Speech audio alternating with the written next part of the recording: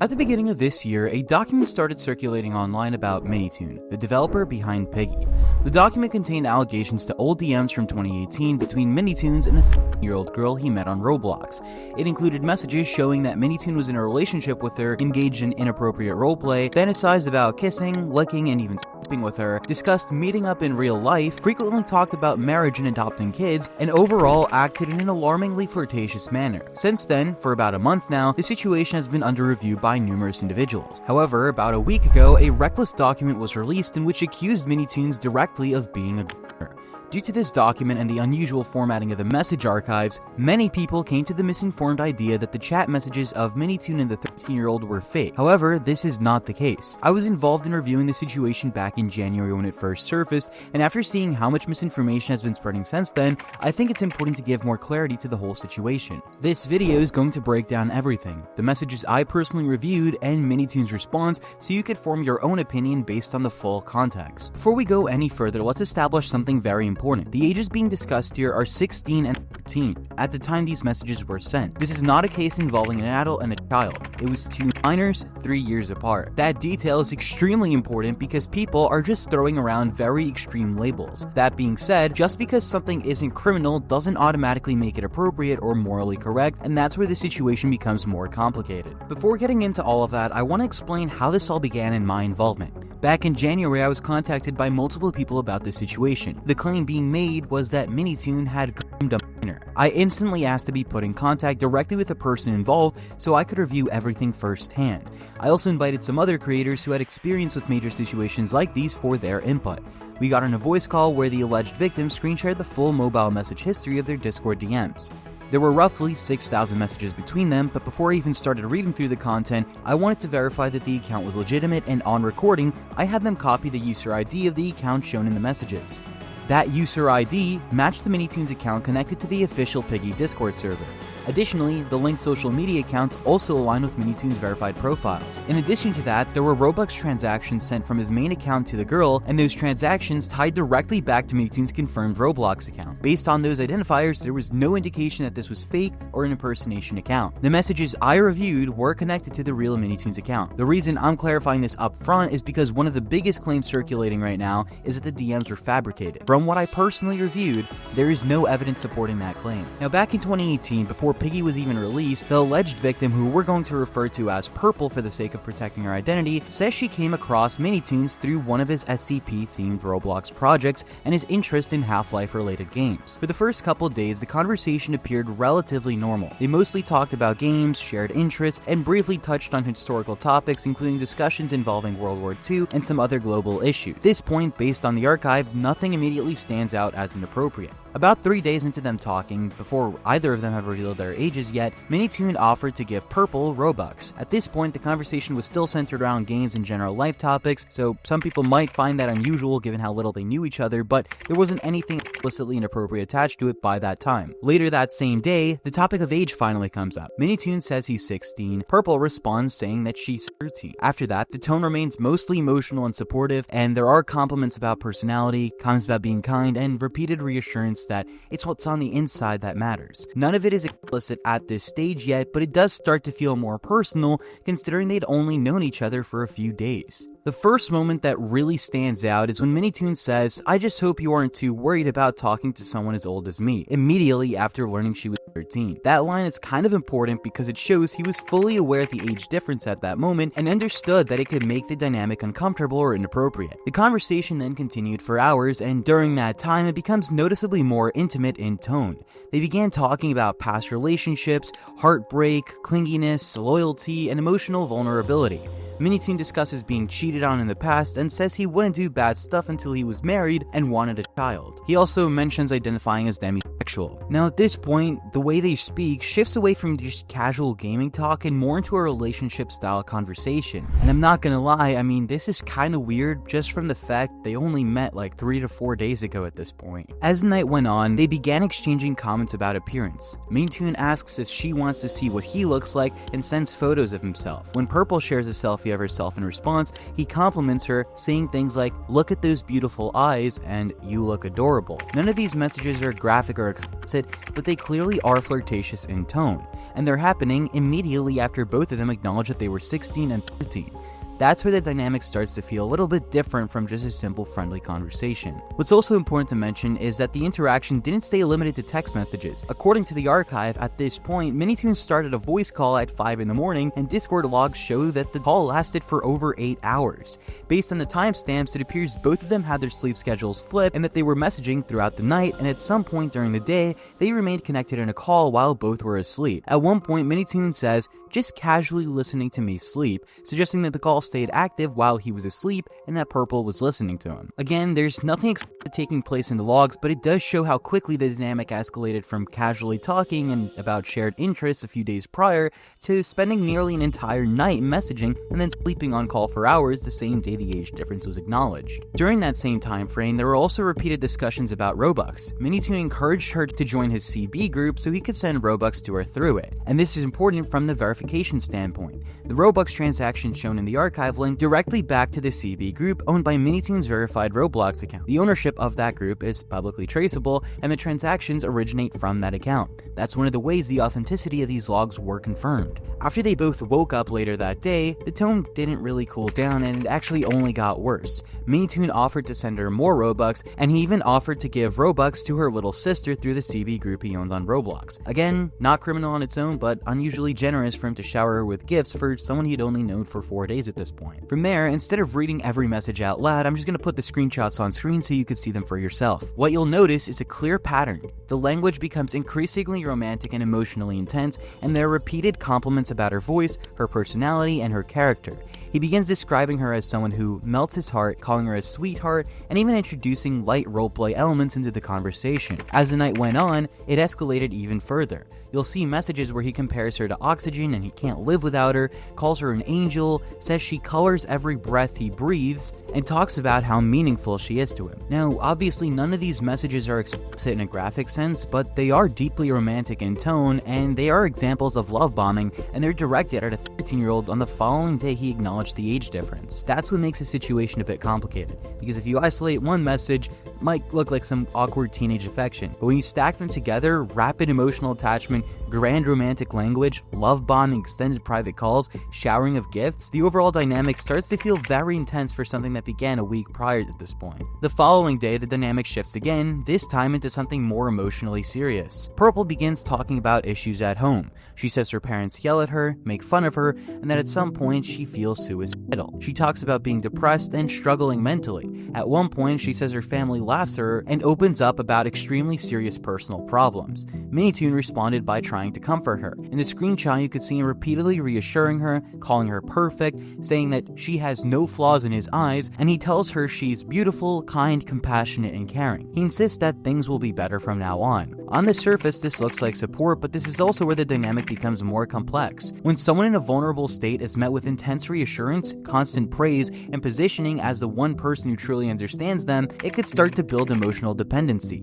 Whether intentional or not, that kind of interaction can condition someone to rely heavily on that reassurance for validation and stability. At one point, he says, "You don't need to listen to them anymore, you're family to me." Now on the surface, that sounds supportive. He appears to be trying to cheer her up and comfort her during a difficult moment, but again, this is where the dynamic becomes more complicated. The language becomes very intense very quickly. He refers to her by name, he calls her sweetheart, positions himself as someone she could rely on emotionally, even saying she doesn't need to listen to her parents. Again, it's not criminal, but when you step back and look at the pattern of rapid romantic language, long private calls, repeated Robux gifting, and now deep emotional dependency, it starts to feel less like casual teenage conversation and more like an attachment problem. Over the next few days, the messages just keep on getting more intense. On July 11th, she tells him she's going to Florida. He immediately asks how it is, asks for pictures, and keeps checking in. When she doesn't respond for a few days, you could see him repeatedly messaging her, and by the 14th or 15th, the tone is no longer just affectionate, it's dependency. He tells her that his heart is dying without her,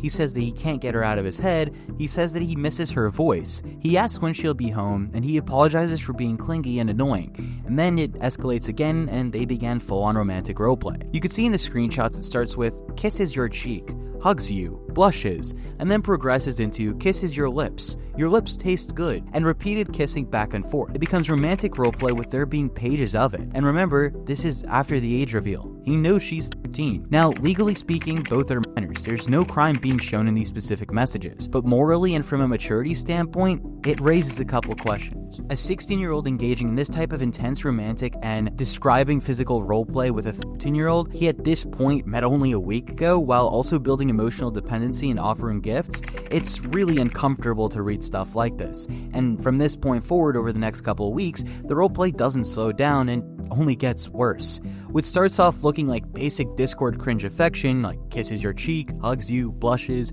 it gradually escalated into detailed physical roleplay. You see things like pins you down, holds you against me, fits my tongue in your mouth, licks your lips, and even repeated dominant style exchanges, including pet play. Now again, I'm not twisting this into something legally it isn't. They were both minors at the time, but age still matters in terms of maturity. At this point, they've known each other for about 2 to 3 weeks, and within that span, the roleplay becomes increasingly intimate. It's not just flirtation anymore, it's sustained, escalating romantic interaction with detailed physical language. Where things start to stand out even more is that when the fantasy talk moves towards the real world. He brings up marriage, he talks about their relationship magically going far, he asks about adopting a child. That's not casual teen flirting, that's long-term planning and conditioning language being thrown into a 2-week-old online relationship with a 13-year-old. Then there's the whole hotel situation. It's around 2 in the morning and she says she's in a hotel room, he asks for pictures, and she sends a picture of herself sitting on the bed watching TV, and MiniToon responds with, "Is there room for me in your bed?" Now, on its own, someone might try to brush that off as a joke, but again, with all the context that we've seen so far, repeated kissing roleplay, pinning down roleplay, licking descriptions, and tongue references, I think this was a really weird thing to say. There are also several moments where the conversation shifts from pure online fantasy into real-world implications. They talk about flying out to see each other, and he mentions possibly coming to her. There are also discussions about getting plane tickets, planning things with parents, and even where someone would stay. At one point, he asks, "Maybe I should come fly to you," and later follows up with, "Where would you stay? My place?" There are also discussions about needing parents' permissions, which shows that both of them understood that this would involve real-life travel, not just imaginary hypothetical scenarios. Even if some of those exchanges were future dreams or again hypothetical, the fact that they're talking about coordinating with parents and planning trips brings it closer to something real. On top of that is the physical language. In that same general time frame, they're talking about cuddling. MiniToon said that he'd sleep with her all day if he had to, and describes holding her tightly. So now the physical roleplay stuff isn't just text anymore, it's being paired with actual travel ideas and in-person scenarios. That specific combination is what makes people really weirded out by reading this, because once real-life meeting plans enter the whole thing gets much more serious. It's no longer just two teenagers joking around in DMs, it becomes much more serious, with the whole discussion being about physical proximity, travel, staying over, sleeping in the same space. Again, none of that automatically means something illegal was about to happen, but when you combine detailed romantic roleplay with real-world travel ideas, sleeping and cuddling language, especially within a month of knowing each other, it understandably raises some concerns. At the same time, the emotional dependency language kept on building. "My heart is dying without you. Every second without you feels like an eternity of happiness. I can't get you out of my head." When she's gone for a bit, he keeps messaging, keeps apologizing for being clingy, and he positions himself as emotional support and even says things like, "I'm family now, right?" Dynamic continues for a while, and according to the archive, they kept speaking on and off throughout the following months up until around October of that year. After October, their conversations started getting less frequent, and eventually around late November, this is how they ended. In what appears to be one of the final exchanges, MiniToon sends a long message saying that he'll leave Purple alone, that she probably hates him, and thanking her for everything. He talks about not being able to live with it anymore, and he says he's saying his goodbyes. What I find a little bit odd is that based on the archive, there doesn't appear to be a clear triggering event right before this. There is no crazy argument shown, no major confrontation, and no obvious catalyst that immediately led up to this goodbye message. The only thing I can assume is that MiniToons basically did all this because Purple was kind of airing his messages for a while prior to this. Now, regardless of what happened at the end, it's pretty obvious that this isn't just one awkward screenshot. It's months of escalating messages, talking about meeting up, bed comments, marriage and kids, and intense emotional attachment, all happening within about 3 or 4 months of knowing each other. That's why this whole situation is uncomfortable, because of the pattern, the speed, and where it was heading. Now that you've seen everything, the messages, the escalation, the roleplay, the emotional intensity, the meeting talk, we need to address 2 of the biggest labels people have been throwing around. First, pedophilia. That word does not apply here. Pedophilia involves adults and pre-adolescent children. In this case, both individuals were minor. He was 16, she was 13. That's a 3-year age gap between two teenagers. Calling this pedophilia is inaccurate and weakens the seriousness of real cases where that label actually belongs. Now, the harder question. Grooming. When people hear grooming, they picture calculated manipulation, an adult strategically isolating someone, building secrecy, creating dependence, and escalating towards exploitation. Do I see emotional dependency in these messages? Yes. Do I see gift giving in these messages? Yes. Do I see rapid escalation of romantic and physical roleplay? Absolutely. But do I see clear, calculated predatory manipulation? What I see looks far more like two immature teenagers moving way too fast, building an unhealthy emotional attachment, and lacking boundaries. That doesn't make it normal, and it doesn't make it appropriate, and it obviously doesn't make it comfortable to read, but it also doesn't automatically make it a criminal predatory situation. In my opinion, this falls into a morally gray area.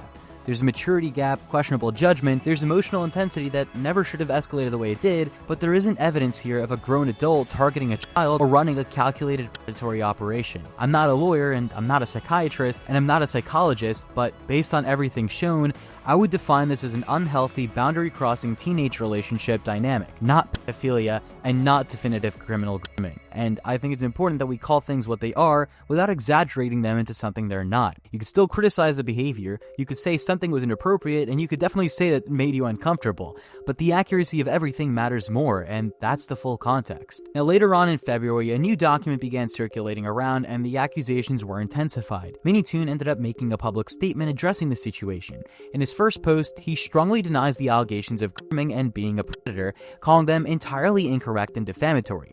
He states that he did not commit any crimes or do anything illegal, and he makes it clear that he condemns grooming and pedophilia in the strongest terms. He emphasizes that he has zero tolerance for behavior that endangers minors and says that keeping his community safe is important to him. He also mentions that he has worked behind the scenes to remove predators from the platform and says that being compared to such individuals genuinely hurts him. In a follow-up statement, he said that he's gathering information about the document and the people involved in creating it, and that he is seeking legal counsel. He also adds that due to the severity of the situation and what he describes as slander, he will not be speaking much more publicly about it. What stands out in his response is that it focuses heavily on the legality and the rejection of extreme labels, and he firmly denies criminal behavior and pushes back against being framed as a predator. However, my problem is that he does not directly address the specific messages that were shown. He doesn't break down the roleplay, the emotional intensity, the meeting implications, or the bed comment. The statements center on denying wrongdoing rather than responding to the uncomfortable details themselves. To be fair, if he is pursuing legal advice, limiting public commentary makes sense, but from a public perspective, some people were looking for acknowledgement of the archive's validity, not just a denial of criminality. So at this point, the whole situation sits in a very complicated place. The extreme accusations made in that document go way too far based on what we reviewed. At the same time, his response doesn't directly engage with the specific dynamics that made many people uncomfortable. And that, as of right now, sums up the entire situation. If you've made it this far into the video, please be sure to like this video, subscribe, and share this video around to inform people about the situation. And obviously, please do let me know your thoughts on this whole situation in the comment section down below. Thank you guys for watching this video, and I'll see you guys in the next video. Bye.